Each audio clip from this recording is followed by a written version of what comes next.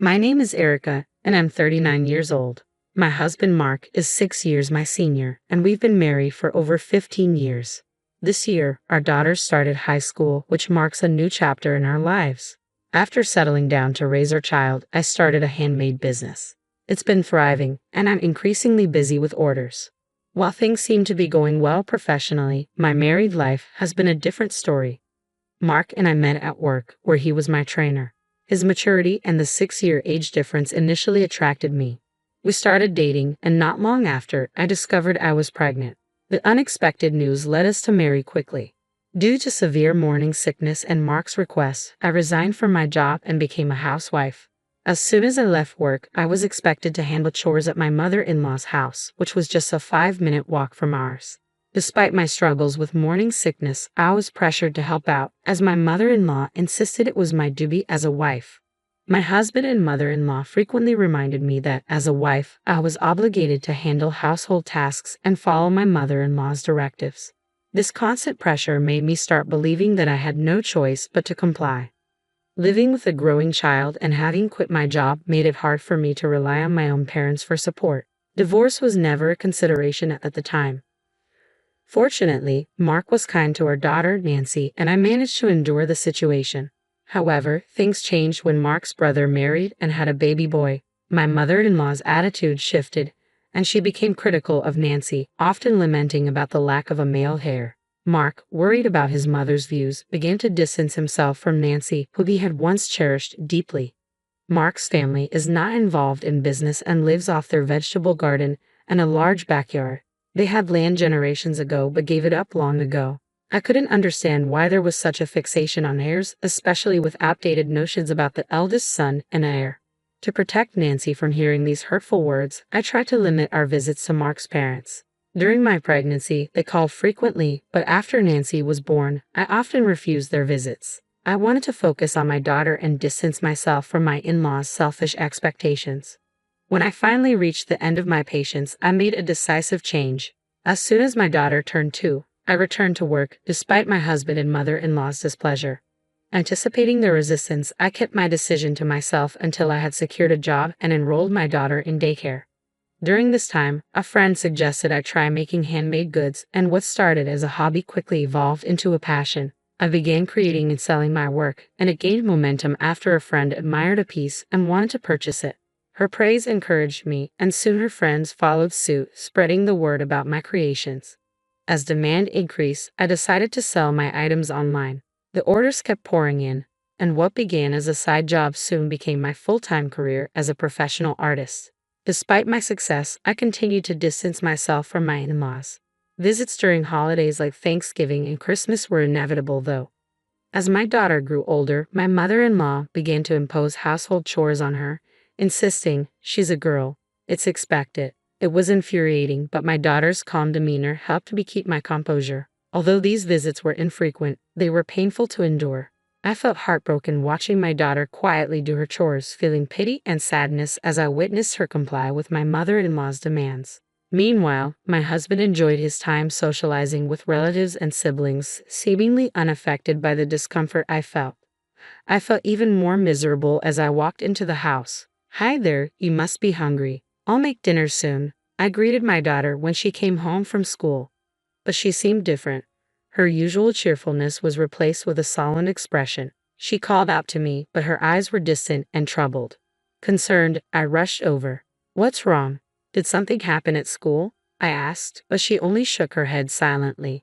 My daughter had always been calm, never shedding a tear since starting middle school. I waited patiently, hoping she would open up. Finally, she spoke, her voice trembling. "Dad? What about him?" I prompted, sensing something was deeply troubling her. Her eyes filled with tears. "He was hugging a woman," she said, a tear escaping down her cheek. More followed, and soon her face was streaked with tears. Over time, my husband and I had grown distant, though we remained united for our daughter's sake. Despite our strained relationship, I had hoped he would stay faithful, and I accepted his lack of involvement in housework and childcare. I never blamed him for that. I was determined to avoid raising our daughter in a single-parent household, so I convinced myself that our situation was tolerable.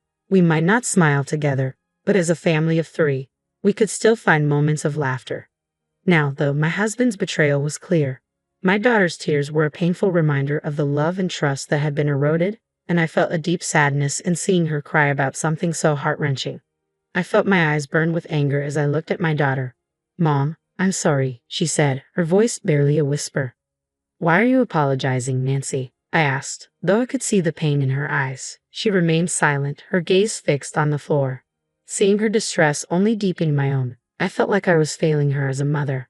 "I'm sorry, Nancy. I'm just such a weak mother. If I hadn't seen it."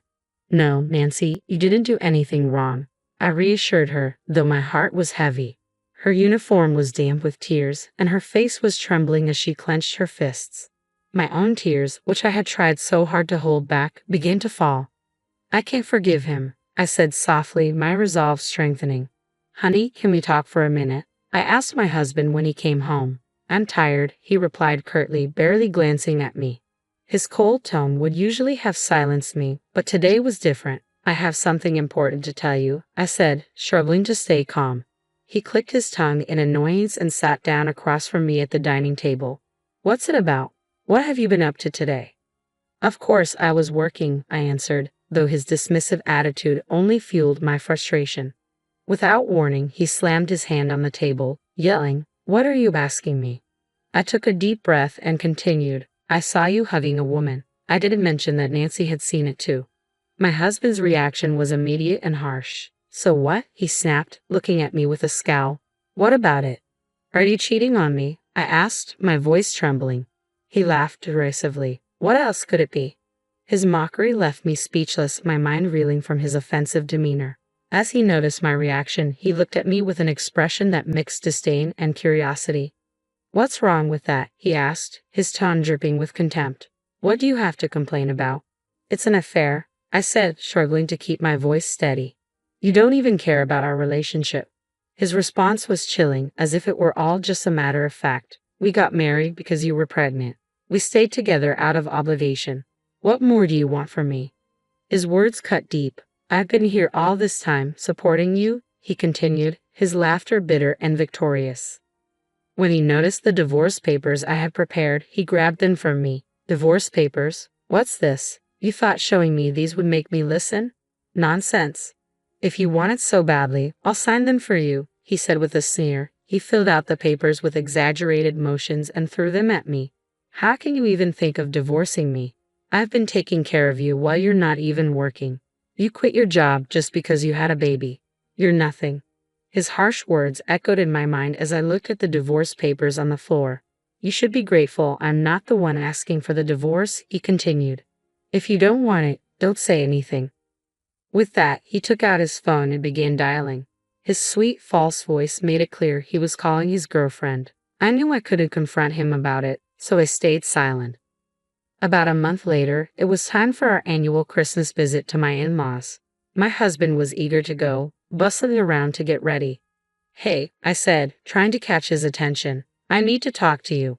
"Not now. We're running late," he replied dismissively. "You can talk to me at my parents' house." He hurriedly bundled me and our daughter into the car, his excitement palpable. As usual, he was the only one chatting cheerfully, while I felt the weight of our unresolved issues and his lack of respect. "Welcome home," he said as we arrived, but his words felt hollow and meaningless to me. When we arrived, my mother-in-law greeted us with a forced smile and ushered us into the living room. We exchanged pleasantries with the relatives who had arrived before us. "Oh my God, it's so nice to see you after such a long time," my mother-in-law said with exaggerated cheerfulness. Her emphasis on long time hinted at her displeasure over my recent absence. I knew she resented that I hadn't been visiting as often. "As my daughter-in-law, you need to help with the chores," she always said whenever I came over, though she never asked the same of my brother-in-law's wife.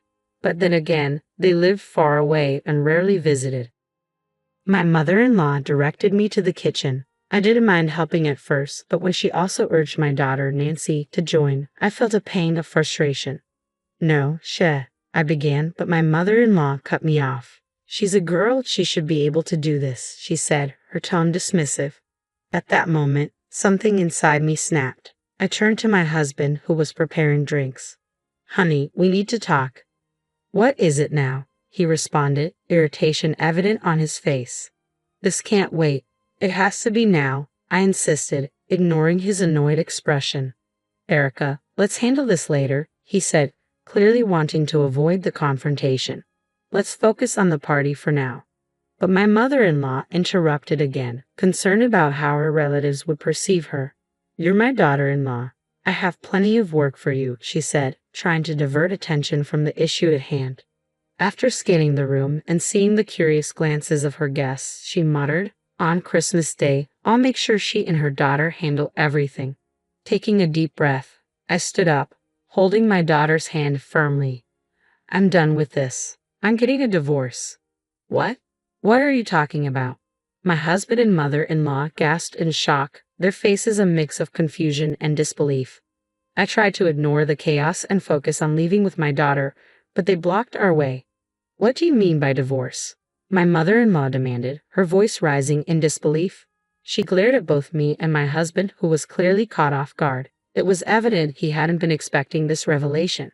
I mean exactly what I said. I'm divorcing this man, I replied firmly. What? I didn't hear anything about this, my husband stammered. What's going on? You told me to go ahead and file the papers if I wanted a divorce. Well, I've done just that, I said, my tone unwavering.